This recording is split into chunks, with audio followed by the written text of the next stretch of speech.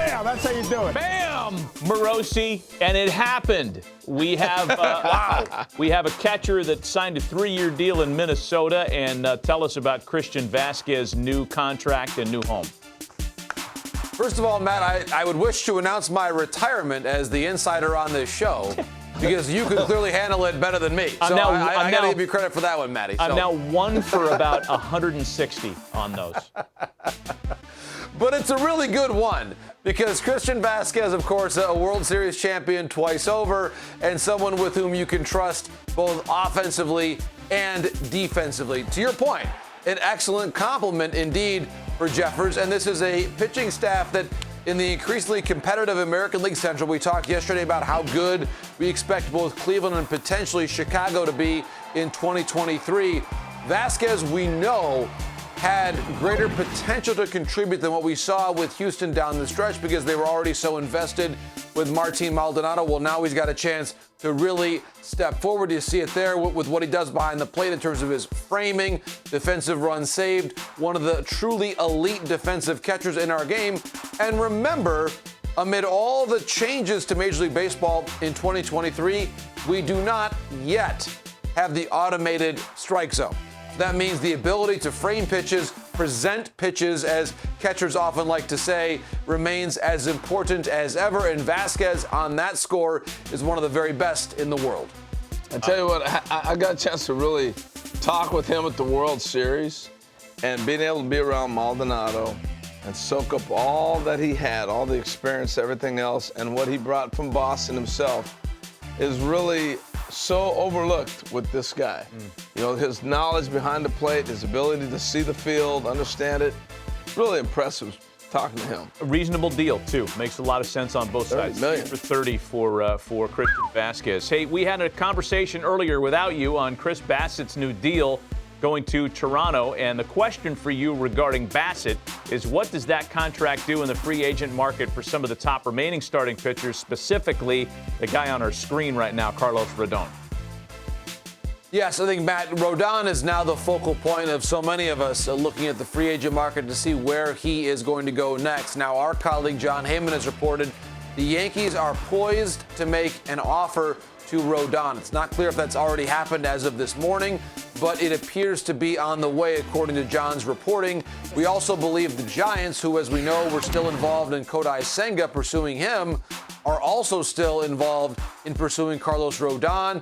I would also say we have to keep an eye on the Dodgers and even the Red Sox, as I referenced earlier on in the week. And there you see what he's done the last couple of years in terms of his Ks per nine. Really impressive strikeout stuff from Carlos Rodon. Now, the question is going to be term here. And with DeGrom at 5 years, Bassett at 3, of course, Rodon is younger than Bassett. I believe that at least 5 years will be where the Rodon market goes. There are some who believe it could go as long as 6 or even 7 years for Rodon's deal. And when you consider how much he stands above the currently available starting pitchers, we can all see why that contract could be in 6 or 7 years of length. And again, the Yankees are a team to watch here. The Yankees and Giants. Where have we heard those two principal teams before this offseason? You know, JP, I want to ask you a question on Rodon, though. He got shut down in Chicago a little bit with the elbow, I believe it was, with an injury, though. Is that no concern now because he pitched last year? Everybody's past that, or? You know, Harold, it's a great question. I wouldn't say that it is of zero concern, but, and we talked about this last week or before about Jacob deGrom and how Rodon in 2022 threw 100 more pitches than 100 more innings than Jacob deGrom. So 100 more innings than Jacob deGrom in 2022. And I think that's why the deGrom contract, and I realize he's the best going when he is on the mound. But when you have someone like Rodon, who has thrown 100 more innings than deGrom in his platform year, and deGrom, who is older, gets 5 years, I think we all have to realize this is now the going rate for starting pitching, especially, Harold, when the right teams are involved. Oh, absolutely. The Red Sox, maybe a bit of a bruised ego with how things played out with Bogaerts wanting to make a statement about how they still intend to compete. Well, here's Rodon. The Dodgers, they've been finishing second on a lot of free agent pursuits. Now it's time to make their statement and potentially take Rodon away from their forever rival in San Francisco. So, Harold, I think you make a very good point. The concerns persist, but the need right now is so great and the right teams are involved. But what a perfect storm for Carlos. Oh, perfect. Camp. I mean, they've got, as you mentioned, all the right markets involved. All the money is involved. He is going to have a windfall at some point in the very near future. Sorry it's taken so long to get you to your favorite topic in the world, JP. Hit it. World Baseball Classic, World Baseball Classic, World Baseball Classic, World Baseball Classic, World Baseball Classic, World Baseball Classic. It's like college signing season. We have a commitment to play for Mark DeRosa's Americans. Who is that player? Team USA's latest commit, Miles Mikolas of the St. Louis Cardinals. Of course, Miles, a global pitcher in his own right, spent a number of years pitching in Asia, so that'll be a great advantage for his global perspective on the game, and someone who is, as you see it there, all in for Team USA. And it appears now the pitching staff is starting to come into focus. We know, just talking to D-Row and anecdotally over the time that we've covered this tournament, position players usually are first to commit. The pitchers typically come second.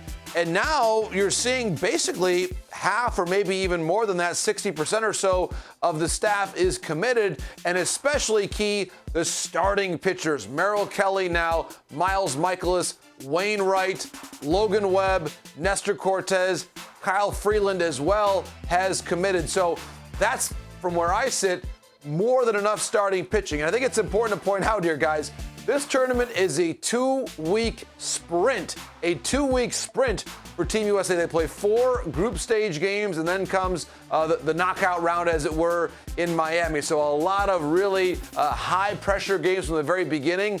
And I think at this point in time, guys, you would say Team USA and Mark DeRosa, they have basically all the starting pitching you need, and those key players to probably add at this point are those bridge relievers who can help you out given the pitch count limitations that we know are part of this tournament. That means the middle part of your game, the Andrew Miller types from last time around in 2017, I'm sure that's the next step for Mark DeRosa and his staff. Hey, when was the first year? When was the first year of the WBC? The first year was 2006. So we are now have a generation of guys who grew up watching this. Yeah. They want to be participating in this. Yeah, now. and the last taste of it was, Jim Leland hoisting the gold, if you will, winning the whole thing for the Americans. JP, thanks. Good stuff.